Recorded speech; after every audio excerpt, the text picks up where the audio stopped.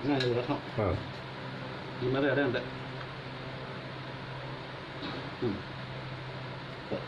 தயிர் கொஞ்சம் ஊற்றிக்கணும் சார். அதுக்கு மோர் ஒன்றும் தயிர் ஒன்று, அதில் கொஞ்சம் தயிர் ஊற்றிக்கணும். சரி, ஓகே. கொஞ்சம் தயிர்.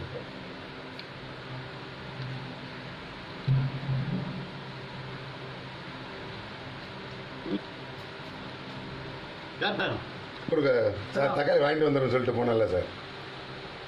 பருப்பு போய் போட்டேன் நான்.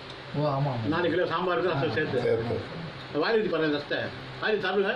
நல்லா இருக்கு சார். நான் சாப்பிட்டு தான் பார்த்தேன். ஆமாம், ஓகே சார்.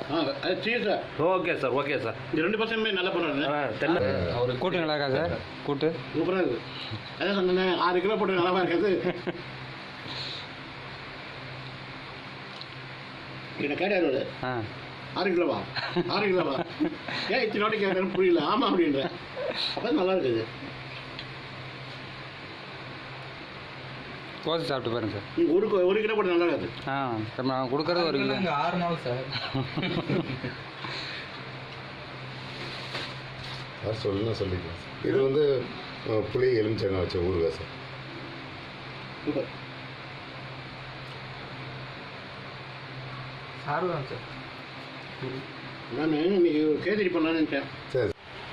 வீடியோ இல்லை சார், வீடியோ தான் சார்.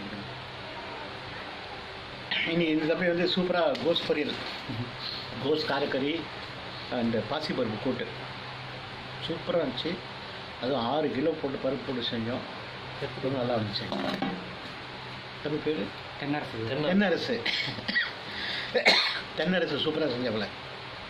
எல்லாமே இன்றைக்கி இங்கே இருக்கவங்க எல்லாருமே ரொம்ப நல்லா இன்ட்ரெஸ்டாக செய்கிறாங்க, சின்சியராக செய்கிறாங்க.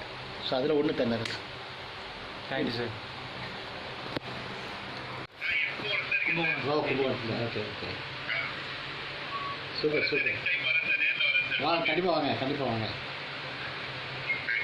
ஓகே, தண்ணி வைக்கல. ஆனால் சட்டில் சாப்பாடு கூட